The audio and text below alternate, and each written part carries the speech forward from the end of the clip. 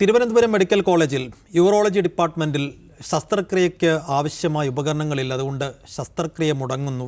വലിയ അനാസ്ഥ ഡിപ്പാർട്ട്മെൻറ്റിൽ ഉണ്ട് എന്ന് ഫേസ്ബുക്കിലൂടെ തുറന്നു പറയുകയും അതൊരു വലിയ ചർച്ചയും വിവാദമാവുകയും തൊട്ടു പിന്നാലെ ഹൈദരാബാദിൽ നിന്ന് ശസ്ത്രക്രിയ ഉപകരണങ്ങൾ എത്തിക്കുകയും അവിടെ മുടങ്ങിക്കിടന്നിരുന്ന ശസ്ത്രക്രിയയൊക്കെ തുടങ്ങുകയൊക്കെ ചെയ്തു. പക്ഷേ ഡോക്ടർ ഹാരിസ് ചിറക്കൽ എന്ന യൂറോളജി വിഭാഗം തലവൻ കൊളുത്തിവിട്ട വിവാദ കൊടുങ്കാറ്റ് അത് CPM-നെയും സർക്കാരിനെയും ആരോഗ്യവകുപ്പിനെയും കാര്യമായി ഉലക്കുന്നതാണ് നമ്മൾ കണ്ടത്.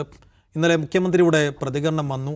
രാജ്യത്ത് തന്നെ ഏറ്റവും മഹത്തരമായൊരു സംവിധാനത്തെ ബോധപൂർവം ഇകഴ്ത്താനുള്ള ശ്രമമാണ് ഡോക്ടർ ഹാരിസ് ചിറക്കലിൻ്റെ ഭാഗത്തുനിന്നുണ്ടായത് എന്ന് അദ്ദേഹം പറയുന്നു. ഇന്നിപ്പോൾ CPM നേതാക്കളും MP ഗോവിന്ദൻ ഉൾപ്പെടെയുള്ള ആളുകളൊക്കെ ഡോക്ടർ ഹാരിസ് ചിറക്കലിനെ വിമർശിച്ചുകൊണ്ട് പ്രതികരണവുമായി രംഗത്ത് വരികയാണ്. അപ്പോൾ സർക്കാർ വലിയ തോതിൽ ഇദ്ദേഹത്തിൻ്റെ FB പോസ്റ്റിന് പിന്നാലെ പ്രതിരോധത്തിലായിട്ടുണ്ട്, പ്രത്യേകിച്ച് ആരോഗ്യവകുപ്പ്. അപ്പോൾ എങ്ങനെയായിരിക്കും ഇനി ഇതിനെ ആരോഗ്യവകുപ്പും പാർട്ടിയും സർക്കാരും നേരിടാൻ പോകുന്നത്? ഡോക്ടർ ഹാരിസ് ചിറക്കലിൻ്റെ പോസ്റ്റിനെ എങ്ങനെ കാണണം എന്നാണ് നമ്മൾ ആദ്യം സംസാരിക്കുന്നത്. നിഷാദ്, ഹാരിസ് ചിറക്കലിൻ്റെ പോസ്റ്റിനെ സദ്ദേശപരമായി തന്നെ കാണണമോ? ഇപ്പോൾ മുഖ്യമന്ത്രി പറയുന്നത് പോലെ ബോധപൂർവം ഒരു മികച്ച സിസ്റ്റത്തെ താറടിക്കാനുള്ള ശ്രമമായിട്ടാണോ അതിനെ കാണേണ്ടത്? ഒരു നിലയ്ക്കല്ലോ. കേരളത്തിൽ ആരെങ്കിലും അതിനെ ഒരു പ്രത്യേക രാഷ്ട്രീയ ഉദ്ദേശത്തോടെ നിർവഹിച്ച ഒരു കാര്യമായിട്ട് കാണുന്നതേയില്ല. എനിക്ക് തോന്നുന്നു സർക്കാർ തന്നെയും കാണുന്നില്ല. പക്ഷേ സർക്കാരിനെ സംബന്ധിച്ച് അവരുടെ പ്രതിച്ഛായയ്ക്ക് ഈ അവസാന വർഷം ഉണ്ടാക്കുന്ന ഒരു മങ്ങൽ അതൊരു പ്രശ്നം ഉണ്ടാക്കിയപ്പോൾ കുറച്ച് കടുത്ത ഭാഷയിൽ വിമർശിക്കുന്നതെന്ന് ഒഴിച്ചു നിർത്തിയാൽ ഗവൺമെൻറ് തന്നെയും അദ്ദേഹം ഒരു കുഴപ്പക്കാരൻ, അദ്ദേഹത്തെക്കുറിച്ച് മുഖ്യമന്ത്രിയും വീണ ജോർജൊക്കെ പറയുന്നതാണ് നല്ല ട്രാക്ക് റെക്കോർഡുള്ള അഴിമതിക്കാരനല്ലാത്ത നല്ല ഡോക്ടറാണ് അദ്ദേഹം എന്നാണ്. പക്ഷേ അദ്ദേഹം ചെയ്ത ഈ കാര്യങ്ങൾ ശത്രുക്കൾക്ക് അവസാനം വടിയായി മാറുന്നതാണ് മുഖ്യമന്ത്രിയുടെ വിമർശനം. അതാണ് മുഖ്യമന്ത്രിയെ പിടിച്ചുലയ്ക്കുന്ന അല്ലെങ്കിൽ അലോസരപ്പെടുത്തുന്ന കാര്യം.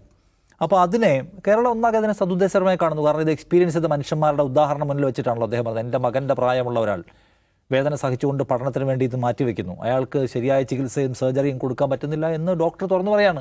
അപ്പോൾ അയാൾ വെറുതെ ഒരു കാര്യം പറയല്ല എന്ന് മാത്രമല്ല, അയാൾ ആ പ്രശ്നം ഉന്നയിച്ചതിന് ശേഷം വളരെ പെട്ടെന്ന് ശസ്ത്രക്രിയ ഉപകരണങ്ങൾ വരികയും ശസ്ത്രക്രിയയൊക്കെ നടക്കുകയും ആളുകൾ മറ്റന്നാൾ ഡിസ്ചാർജ് ചെയ്യപ്പെടാൻ പോവുകയാണ്. അപ്പോൾ അതൊരു വസ്തുതയാണെന്ന കാര്യം നമ്മുടെ മുമ്പിലുണ്ട്.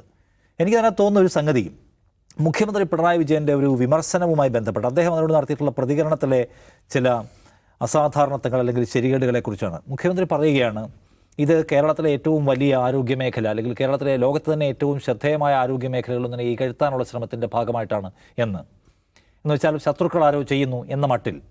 ഒന്ന്, കേരളത്തിലെ ആരോഗ്യമേഖലയുടെ ഒരു പ്രൗഢി എന്ന് പറയുന്നത് അതിനെക്കുറിച്ചുള്ള വേവലാതി ശ്രീ പിണറായി വിജയനും അദ്ദേഹത്തിൻ്റെ മന്ത്രി വീണ ജോർജും മാത്രം കൊണ്ട് നടക്കേണ്ടത്, നമുക്കെല്ലാവർക്കും ആ അഭിമാനമുണ്ട്. അപ്പോൾ അത് ഇകഴ്ത്തപ്പെടുമ്പോൾ ഒരു വേദന പിണറായി വിജയൻ്റെ മാത്രം ഒരു വേദനയായിട്ട് അദ്ദേഹം കാണുകയും വേണ്ട. അതിനെന്തെങ്കിലും പരിക്ക് പറ്റിയാൽ നമുക്ക് എല്ലാവർക്കും നോവും. ഒരു കൂട്ടം ആളുകൾ അതിനെ നോവിക്കാനും വേദനിപ്പിക്കാനും നടക്കുന്നവർ, എന്തായാലും അതിൻ്റെ മുഴുവൻ ഉത്തരവാദിത്വവും അതിൻ്റെ മുഴുവൻ അർഹതയും ഞങ്ങളുടേത്. ഞങ്ങൾ ഓൺ ചെയ്യുന്ന ഒരു പ്രൗഢി, ഞങ്ങൾ ഓൺ ചെയ്യുന്ന ഒരു ഒരു ആരോഗ്യരംഗത്തെ നേട്ടം, അതിനെ ചില ആളുകൾ അപകടപ്പെടുത്താൻ ശ്രമിക്കുന്നു എന്ന് പറഞ്ഞൊരു സംഗതി ഒട്ടുമേ ശരിയല്ലാത്തൊരു സമീപനമാണ്. ശത്രുക്കൾക്ക് വടി കൊടുത്തു എന്നാണ് അദ്ദേഹം പറഞ്ഞൊരു കാര്യം. ആരാണ് ശത്രുക്കൾ? പ്രതിപക്ഷമോ? പ്രതിപക്ഷം ഈ നാടിൻ്റെ ശത്രുക്കളാണോ? അല്ലല്ലോ. പ്രതിപക്ഷം ഉയർത്തുന്ന പ്രശ്നം എന്താണ്? നമ്മളടക്കമുള്ള ആളുകൾ അടക്കം ഉയർത്തുന്ന ആരോഗ്യ മേഖലയുമായി ബന്ധപ്പെട്ട ചില പ്രശ്നങ്ങൾ അത് ഉയർത്തുന്ന ആളുകൾ എങ്ങനെയാണ് നാടിൻ്റെ ശത്രുക്കളായി മാറുക? അപ്പോൾ ഒരു പ്രധാനപ്പെട്ട പ്രശ്നം ഉന്നയിക്കുന്നു, ആ പ്രശ്നം വാലിഡ് ആണെന്ന് മനസ്സിലാവുന്ന നമുക്ക് പിറ്റേന്ന് എവിടുന്ന് വിമാനത്തിൽ ഉപകരണങ്ങൾ വന്നു എന്നതുകൊണ്ട് നമുക്ക് മനസ്സിലായിട്ടുണ്ട്. എന്ന് വെച്ചാൽ ഇത് ഈ ഫയലിൽ കുടുങ്ങി കിടക്കുകയായിരുന്നു എന്ന പ്രശ്നം ഉന്നയിച്ചത് ശരിയാണെന്ന് നമുക്ക് മനസ്സിലായി. എങ്ങനെ ഒറ്റ ദിവസം കൊണ്ട് ഈ സംഗതികൾ മുഴുവൻ വരികയും സർജറി പൂർത്തിയാവുകയും ചെയ്തു. ആ പ്രശ്നം ഉന്നയിക്കുന്ന ആളുകൾ ശത്രുക്കളുടെ വടിയാവുന്നു. അപ്പോൾ എൻ്റെ മൗലികമായ ചോദ്യം, ആരാണ് ശത്രു? സംസ്ഥാനത്തിൻ്റെ ശത്രുവായിട്ട് ഇവർ കാണുന്ന ആരെയാണ്? ആരോഗ്യമേഖലയിൽ പ്രശ്നമുണ്ടെന്ന് ചൂണ്ടിക്കാണിക്കുന്ന ആളുകൾ ശത്രുക്കളോ? പ്രതിപക്ഷം ശത്രുക്കൾ? പ്രതിപക്ഷം എന്ന് പറഞ്ഞാൽ ആരാണ്? ഐഡിയലി പ്രതിപക്ഷം എന്ന് പറഞ്ഞാൽ ജനങ്ങളുടെ റെപ്രസെൻറ്റേഷനാണ്.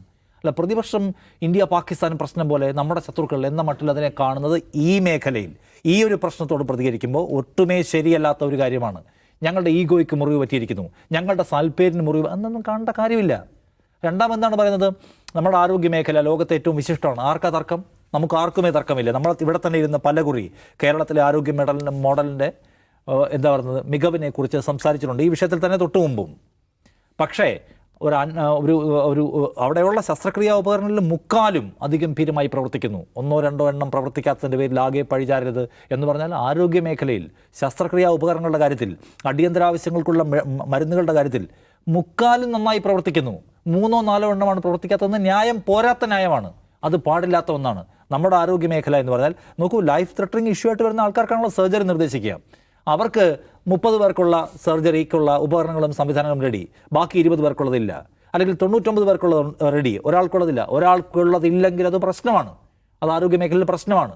ആ പ്രശ്നം 23 വയസ്സുള്ള എൻ്റെ മകൻ്റെ പ്രായമുള്ള ഒരു മനുഷ്യന് സർജറി നിവർത്തിച്ച് കൊടുക്കാൻ എന്നെക്കൊണ്ട് പറ്റുന്നില്ല എന്ന് ഒരു ഡോക്ടർക്ക് തോന്നുന്നത് അയാളുടെ വൈകാരികമായി തന്നെ തോന്നുന്ന ഒന്നാണ്. അതുകൊണ്ട് അയാൾ വൈകാരികമായി പ്രതികരിച്ചു കൂടാ എന്ന് പറയുന്നത് ഞാൻ എവിടെയാണ് സൈഫു? അതൊരു വൈകാരിക പ്രശ്നമാണ്. കാരണം സ്റ്റേറ്റ് പ്രൊവൈഡ് ചെയ്യേണ്ട ഒരു ചികിത്സ ഒരു കൂട്ടം ആളുകൾക്ക് കിട്ടുന്നു, എനിക്ക് കിട്ടുന്നില്ല. അതിൽ സ്റ്റേറ്റിൻ്റെ സംവിധാനങ്ങളുടെ അനാസ്ഥ കാരണം എൻ്റെ ചികിത്സ എനിക്ക് നീട്ടിവെക്കേണ്ടി വരുന്നു എന്നതൊരു വൈകാരിക പ്രശ്നമായിരിക്കെ അതിനോടുള്ള പ്രതികരണം സ്വാഭാവികമായും വൈകാരികമായിരിക്കും. അതിൽ വൈകാരികമായി ഒന്നുമേ ഉണ്ടാവാൻ പാടില്ല എന്ന നിലയെടുക്കുന്നത് ഒരു നല്ല സമീപനമല്ല. അപ്പോൾ ഞങ്ങളുടെ രാഷ്ട്രീയ മുന്നേറ്റത്തിനും ഞങ്ങളുടെ ഭരണ മികവിനെക്കുറിച്ചുള്ള ഞങ്ങളുടെ ഈ പറയുന്ന നെറേറ്റീവിനും അപകടം ഉണ്ടാവാൻ പാടില്ല എന്നതാണ് ആദ്യത്തെ ഒരു പ്രശ്നമായിട്ട് ഇവർ കാണുന്നത്. അത് ശരിയായ സമീപനമല്ല. രണ്ടാമത്തെ എന്താണ്, ഇപ്പോൾ ഈ പ്രശ്നം ഉന്നയിക്കുന്ന ഘട്ടത്തിൽ അദ്ദേഹത്തിന് ഇടതുപക്ഷത്തിൽ തന്നെയുള്ള പിന്തുണ കിട്ടുന്നത് നമ്മൾ കണ്ടാണ്. കാരണം അത് ജെനുവിൻ ഇഷ്യൂ എന്ന് എല്ലാവർക്കും അറിയാവുന്നതുകൊണ്ട്. പക്ഷെ ഒരു ഘട്ടത്തിൽ വളരെ പെട്ടെന്ന് തന്നെ ഒരു യോഗത്തിൽ മുഖ്യമന്ത്രി പറയുകയാണത് അപകീർത്തിപ്പെടുത്താനുള്ള ശ്രമത്തിൻ്റെ ഭാഗമാണെന്ന്. വളരെ പെട്ടെന്ന് കംപ്ലീറ്റ് പാർട്ടി മെക്കാനിസം ഇദ്ദേഹത്തെ ഒരു ശത്രുവാക്കി പ്രഖ്യാപിക്കുന്നു. പാർട്ടി സംസ്ഥാന സെക്രട്ടറി, പാർട്ടി മുഖപത്രം, സജി ചെറിയാൻ എല്ലാവരും കൂടി ഇറങ്ങുന്നു. ഇദ്ദേഹം കേരളത്തിൻ്റെ സൽപ്പേരിന് കളങ്കം ഉണ്ടാക്കാൻ ശ്രമിച്ച ഒരൊറ്റ വ്യക്തി എന്ന നിലയ്ക്ക് അദ്ദേഹത്തെ ആക്രമിക്കുകയാണ്. അതെവിടുത്തെ ന്യായമാണ്? അതെവിടുത്തെ മര്യാദയാണ്? വീണ ജോർജ് പറഞ്ഞു അദ്ദേഹത്തെ ചേർത്ത് നിർത്തും, അദ്ദേഹം നല്ല ട്രാക്ക് റെക്കോർഡുള്ള അഴിമതിക്കാരനല്ലാത്ത ഉദ്യോഗസ്ഥനാണെന്ന്. ഇപ്പോൾ വീണ ജോർജിന് അദ്ദേഹത്തെക്കുറിച്ച് നല്ലത് പറയാൻ പറ്റുമോ? പിണറായി വിജയൻ അതിൻ്റെ സകല വാദ്യതകൾ ഒറ്റയടിക്ക് അടയ്ക്കുകയാണ്. ആരും അദ്ദേഹത്തെക്കുറിച്ച് നല്ലത് പറയേണ്ട. സംസ്ഥാനത്തിൻ്റെ ശത്രു എന്ന മട്ടിലൊക്കെ. ആരാണ് ഈ സംസ്ഥാനത്തിൻ്റെ ഉടമ? അപ്പോൾ ആരോഗ്യ മേഖലയിൽ നമ്മൾ വലിയ നേട്ടം ഉണ്ടാക്കി. ഈ ചോദ്യം ചോദിക്കുമ്പോൾ എല്ലാം UDF-ൻ്റെ കാലത്ത് എന്തുണ്ടാക്കി, LDF-ൻ്റെ കാലത്ത് ഉണ്ടാക്കിയ നേട്ടങ്ങളെക്കുറിച്ച് പറയും. സ്വാഭാവികമാണ്, സർക്കാരിൻ്റെ പ്രതികരണത്തിന് സ്വഭാവമായിരിക്കും. പക്ഷേ ഒരു സുപ്രഭാതത്തിലല്ല നമ്മൾ ആരോഗ്യ മേഖലയിൽ വലിയ നേട്ടം ഉണ്ടാക്കിയത്.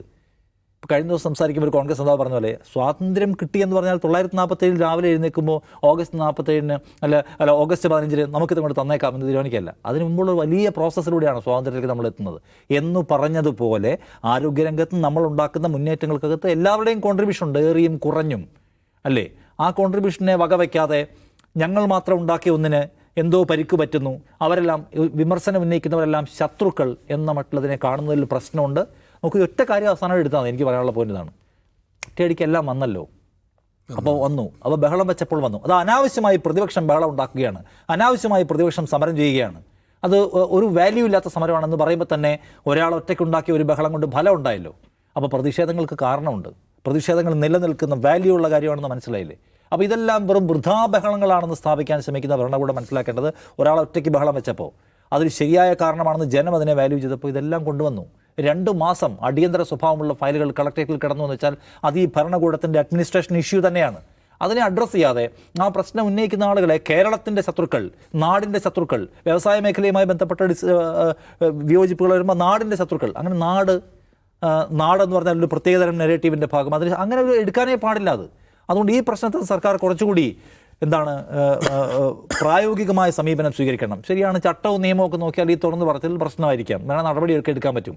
അങ്ങനെ നടപടിയെടുത്തുകൊണ്ട് ധീരമായ ഒരു കൃത്യം നിറവേറ്റി എന്നതിൻ്റെ പേരിൽ ജനം ഒപ്പിട്ട് തരുമെന്നാണ് സർക്കാർ വിചാരിക്കുന്നതെങ്കിൽ അത് ആത്മഹത്യാപരമായിരിക്കും എന്ന് എനിക്ക് പറയാനുള്ളൂ. അജിംസ്, ഡോക്ടർ പറഞ്ഞതെല്ലാം ന്യായം ഉള്ളതാണ്, പക്ഷേ ആ പറഞ്ഞ രീതിയും ശൈലിയും ശരിയായില്ല എന്നാണ് പറയുന്നത്. അത് അദ്ദേഹം അത് പറയാനിടയായ സാഹചര്യത്തെക്കുറിച്ച് അദ്ദേഹം തന്നെ വിശദീകരിക്കുന്നുണ്ട്. 8-9 മാസം മുമ്പ് ഈ ഉപകരണമില്ലായ്മയെക്കുറിച്ച് അദ്ദേഹം മന്ത്രിയുടെ പ്രൈവറ്റ് സെക്രട്ടറി പോയി നേരിൽ പോയി കണ്ട് കത്ത് കൈമാറുകയും നേരിട്ട് പറയുകയും ചെയ്തിട്ടുണ്ട്. മന്ത്രിയുടെ മന്ത്രിയെ നേരിട്ട് പോയി കാണാൻ അദ്ദേഹത്തിന് അനുവാദമില്ല, പ്രോട്ടോകോൾ പ്രകാരം അനുവാദമില്ല. അദ്ദേഹം പ്രൈവറ്റ് സെക്രട്ടറി കണ്ട് ധരിപ്പിച്ചിട്ടുണ്ട്. അത് ചെയ്യുന്നത് എപ്പോഴായിരിക്കും? അതായത് ഈ പർച്ചേസിങ് പ്രോസസ്സ് കൃത്യമായി നടക്കാത്തതുകൊണ്ടും മാസങ്ങളായി താൻ ഈ ഉപകരണമില്ലായ്മ കൊണ്ടുണ്ടാകുന്ന ബുദ്ധിമുട്ട് അനുഭവിക്കുന്നതുകൊണ്ടാണ് അദ്ദേഹം അത് ചെയ്യുന്നതല്ല. അല്ലെങ്കിൽ അദ്ദേഹത്തിന് അവിടെ പോയി പറയേണ്ട കാര്യമൊന്നുമില്ല. എന്നിട്ടും നടക്കാതാവുമ്പോഴാണ് അദ്ദേഹം ഇമോഷണലായിട്ടാണ് പ്രതികരിക്കുന്നത്. ശരിയാണ്, ആ ഇമോഷൻ എങ്ങനെ ഉണ്ടാകുന്ന അറിയാമോ സേഫു? അതായത് യൂറോളജിയിൽ ഇന്ന് കേരളത്തിലെ എല്ലാ ആശുപത്രികളിലും യൂറോളജികളിൽ ഏറ്റവും കൂടുതൽ വരുന്ന രോഗികൾ കിഡ്നി സ്റ്റോൺ ബാധിച്ചു വരുന്നവരാണ്. ഇപ്പോൾ കിഡ്നി സ്റ്റോൺ വന്നിട്ടുള്ള ആൾക്കറിയാം അതിൻ്റെ പെയിൻ എന്താണെന്നുള്ളത്. ഒരു മനുഷ്യൻ അനുഭവിക്കാവുന്ന ഏറ്റവും വലിയ പെയിനുകളിലൊന്നാണ് കിഡ്നി സ്റ്റോൺ പെയിൻ എന്ന് പറയുന്നത്. എന്ന് മാത്രമല്ല, മൂത്രത്തിലൂടെ ബ്ലഡും പോയിക്കൊണ്ടിരിക്കും. ഇത് കൂടുതലും പുരുഷന്മാരെയാണ് ബാധിക്കുന്നത്, ചെറുപ്പക്കാരെ ഉൾപ്പെടെ ബാധിക്കുന്നത്. നമ്മുടെ ഇപ്പോൾ ജീവിതശൈലി പല കാരണങ്ങളാൽ ഇത് വരുന്നുണ്ട്. അപ്പോൾ തൻ്റെ മുമ്പിലിരിക്കുന്ന ഒരു ഈ രോഗി അനുഭവിക്കുന്ന പെയിൻ ഈ ഡോക്ടർക്ക് നന്നായിട്ട് മനസ്സിലാവും. മറ്റൊരു കാര്യം, ഇതിൻ്റെ ചികിത്സയ്ക്ക് വേണ്ടി കല്ല് പൊടിച്ചു കളയാൻ ഉപയോഗിക്കുന്ന വ്യത്യസ്ത തരം ഉപകരണങ്ങളുണ്ട്. ഇതെല്ലാം നല്ല കോസ്റ്റ്ലിയാണ്. അപ്പോൾ ഇതിൻ്റെ ഒരു പർച്ചേസ് ഓർഡർ മറ്റോ കളക്ടറേറ്റിലേക്ക് അല്ലെങ്കിൽ ഉന്നതാധികാരികളിലേക്ക് അയച്ചാൽ ഇതെന്തിനു വേണ്ടിയാണെന്നുള്ള അറിയാവുന്ന ആളായിരിക്കില്ല ചിലപ്പോൾ ജില്ലാ കളക്ടർ MBBS കഴിഞ്ഞ ആളല്ലോ. അദ്ദേഹം നോക്കുമ്പോൾ എന്തോ ഒരു മെഷീൻ ഇതെന്തിനാണ്, ഇതൊക്കെ എന്തോ ഹൈ എൻഡ് ചികിത്സയ്ക്ക് വേണ്ടിയുള്ളതാണ്, ഇന്ന് ചവിട്ടിക്കളയാം എന്ന് അവർ വിചാരിക്കുന്നുണ്ടാവും, ആയിരിക്കാം, ഊഹമാണ്. അല്ലെങ്കിൽ ഇതിപ്പോൾ അത്യാവശ്യമില്ലാന്ന് അവർ കരുതുന്നുണ്ടാവും, അല്ലെങ്കിൽ ചിലപ്പോൾ ഫണ്ടിൻ്റെ ഷോർട്ടേജ് ഉണ്ടാവും. ഇതൊക്കെ പല കാരണങ്ങളുണ്ടാവും ഇത് നടക്കാത്തതുകൊണ്ട്. പക്ഷേ ഒരു ഡോക്ടറെ സംബന്ധിച്ച് ഇത് രോഗികളെ കൊണ്ട് വാങ്ങിപ്പിക്കുക എന്നുള്ളത് നല്ല ചിലവേറിയതാണ്. ഉദാഹരണത്തിന് കിഡ്നി സ്റ്റോൺ പൊടിക്കുന്നതിന് മുമ്പ് നമ്മുടെ ബ്ലാഡറിലേക്കുള്ള ട്യൂബിലിടുന്നൊരു സ്റ്റെൻ്റ് ഉണ്ട്, അതിന് നല്ല പൈസയാണ്, 10-20,000 രൂപ വരുന്നതിന്. ഇത് ഈ മെഡിക്കൽ കോളേജിൽ വരുന്ന രോഗിയോട് അത് പോയി വാങ്ങിയിട്ട് വരാനാണ് പറയുന്നത് ഡോക്ടർ. അത് വാങ്ങിയിട്ട് വരാൻ പറയുന്നു, ഇത് പൊടിച്ച് കളയാനുള്ള ഉപകരണം വാങ്ങിയിട്ട് വരാൻ പറയുന്നു. ഇതെല്ലാം നല്ല ചിലവേറിയ ചികിത്സയാണ്.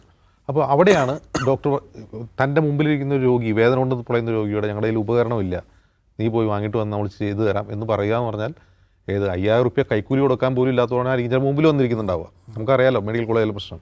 ഈ ഡോക്ടറെ സംബന്ധിച്ച് ഡോക്ടറുടെ വിഷ്വൽ സേഫ് എന്ന് കണ്ടിട്ടുണ്ടാവും, ബൈക്കിൽ യാത്ര ചെയ്യുന്നൊരു ഡോക്ടർ. എനിക്കത് ചിന്തിക്കാൻ കഴിയുന്നില്ല. കാരണം നമ്മളിവിടെ മെഡിക്കൽ കോളേജുള്ളതാണ്, ഡോക്ടർമാരെ നമ്മൾ നിരന്തരം കാണുന്നതാണ്. മെഡിക്കൽ കോളേജിലെ urology head of the department ബൈക്കിലാണ് വീട്ടിൽ നിന്ന് പോകുന്നത്. അപ്പോൾ അദ്ദേഹം എത്രമാത്രം ഡൗൺ ടു എർത്താണ്, എത്രമാത്രം സത്യസന്ധനാണ്, കൈക്കൂലിക്കാരനല്ലാത്തൊരു മനുഷ്യനാണ് എന്നുള്ളത് മന്ത്രിക്ക് അതിനെക്കുറിച്ച് നന്നായിട്ട് അറിയാം.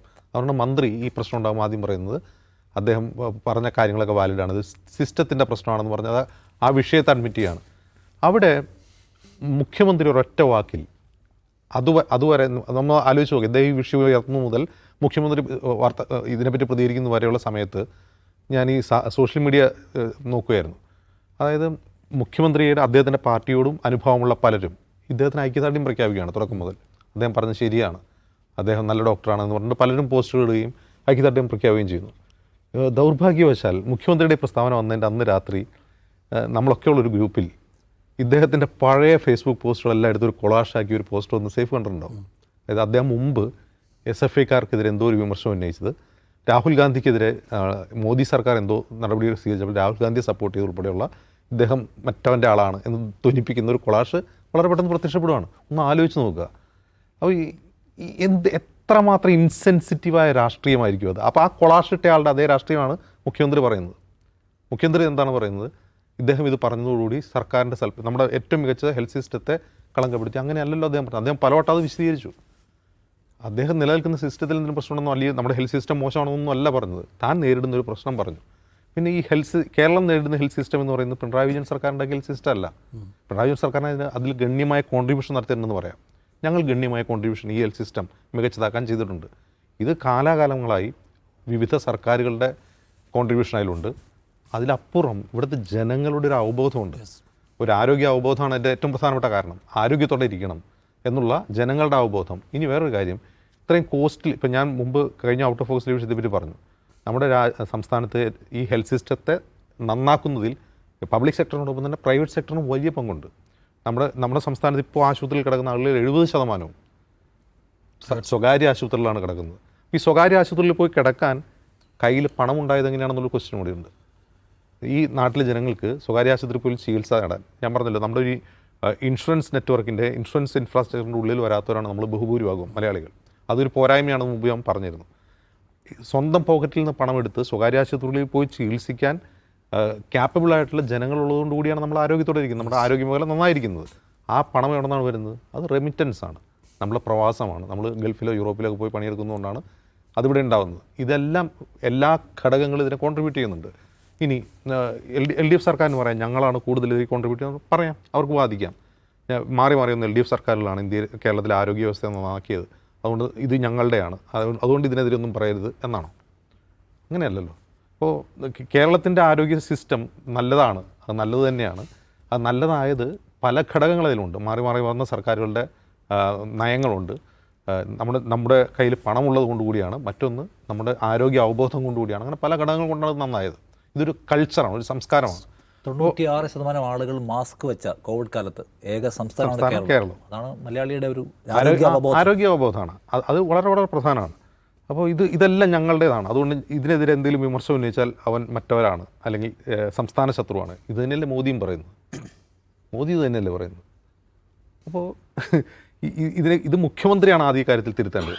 മുഖ്യമന്ത്രി മനസ്സിലാക്കേണ്ട ഒരു കാര്യം, ഇദ്ദേഹം വേറൊരു പാർട്ടിക്കാരനല്ല കേട്ടോ. ഇദ്ദേഹം അടിയുറച്ച ഇടതാനുഭാവിയാണ്. അദ്ദേഹം തന്നെ എന്ന് പറയുന്നുണ്ട്, ഞാൻ അടിയുറച്ച ഇടതാനുഭാവിയാണ് എന്ന് പറയുന്നുണ്ട്. അങ്ങനെ പറയുന്ന ഒരാൾ എതിര് പറയുമ്പോഴാണ് ഈ പ്രശ്നം ഒന്ന് ആലോചിച്ച് നോക്കുക.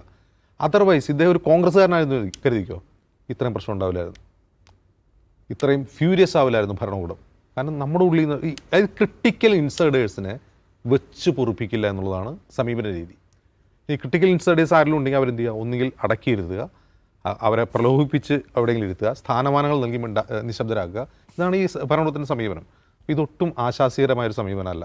ആ ഡോക്ടർ ഇനിയും ഒരുപാട് പേര് പറയാനുണ്ടാവും, പലതും പറയാനുണ്ടാവും. പറയാനുള്ളവരെ ഭയപ്പെടുത്തുകയാണ് ശരിക്കും മുഖ്യമന്ത്രി ചെയ്തത്. യഥാർത്ഥത്തിൽ ഹാരിസ് ചിറക്കലിനെ നിശബ്ദരാക്കുകയല്ല മുഖ്യമന്ത്രി ആ വാക്കിലൂടെ ചെയ്തത്. ഇനിയും ആരെങ്കിലും മിണ്ടാനുണ്ടെങ്കിൽ അവൻ്റെ അവസ്ഥ ഇതായിരിക്കും, ഞങ്ങൾ ചട്ടലംഘനത്തിന് അതിന് നടപടിയെടുക്കും, അതുകൊണ്ട് മിണ്ടാതിരുന്നോ എന്നാണ്. അത് ആരോഗ്യവകുപ്പിൽ മാത്രമല്ല, മെഡിക്കൽ കോളേജിൽ മാത്രമല്ല, വേറെ എവിടെയെങ്കിലും ആരെങ്കിലും ഇനി വാ തുറക്കാനുണ്ടെങ്കിൽ മിണ്ടരുതെന്നാണ് പറഞ്ഞതിനർത്ഥം. ഇത് കേവലമായ ദുരഭിമാനവും അമിതാധികാര പ്രവണതയുമാണ്.